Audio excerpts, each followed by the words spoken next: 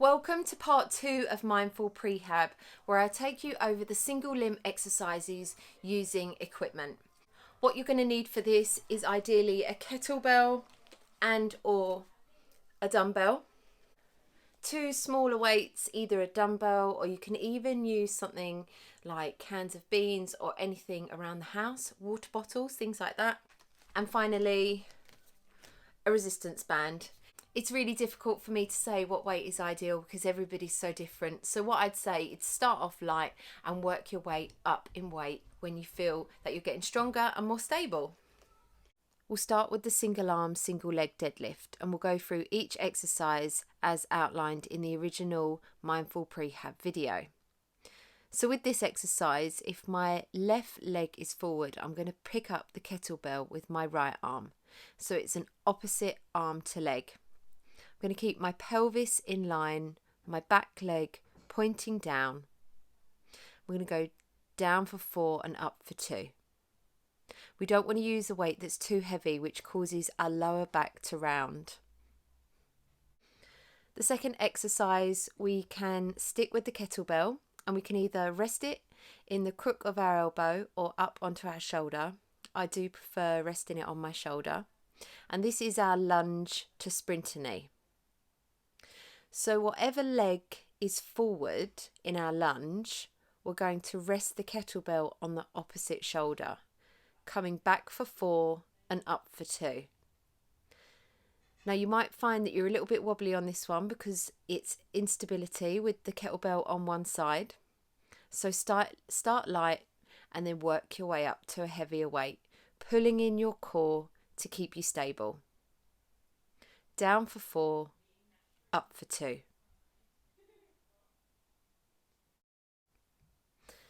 The third exercise is the single leg glute bridge, and you can use pretty much any weight that you can find in your house.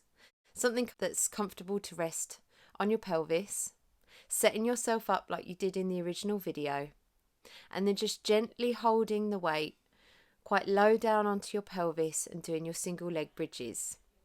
I quite like using a dumbbell and just using my fingers on the edges of it, and I can feel if my pelvis is tilting. It's far more common to tilt your pelvis when you are using weight, so make sure to not go too heavy. The fourth exercise is the scapular push-ups, and I don't use any weight for this, but there are different variations. You can come onto all fours, into your press up on your knees position, or into the full plank. And if you want to make this harder, you can just do more reps. The next exercise is YTWs, and I don't usually use any weight for this. So I'm going to demo with 2 1 kilogram dumbbells. If I'm using 1 kilogram, I find that my lower back starts to hurt too much. So as in the original video, you're going to point your thumbs up and squeeze your scapula, and you don't want any weight in your lower back. And just a very light weight makes a huge difference. So this is really good if you just want to grab a few items from around the house if you haven't got any light dumbbells. If you do start to feel it in your lower back, then just go back to body weight. In the next exercise, we're going to go back to our slightly heavier single dumbbell, and we're going to do side bridges. Setting up in the original form, like the first video I made, and placing the dumbbell on your hip. And this is a really good indication. If you lightly hold the dumbbell, it's a really good indication if your pelvis is leaning backwards or forwards. So you can really find that sweet spot to make sure that you're properly stacked. Doing the clam exercise, you want to find a small mini resistance band.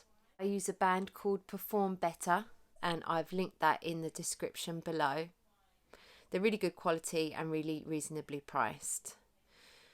Put this around just above your knee joint. Stack yourself like you would do in the original Mindful Prehab video, and then the band is going to form some resistance as you come up into your clam. You should be able to do 8 to 10 reps fairly comfortably. If you find that you can't get full range of motion in the top of that clam, then it means that the band is too strong, and so you should go down in resistance. Just holding and squeezing at the top. And the final exercise is mountain climber and holds. So what you can do is add more reps or hold for longer, or do a combination of the two.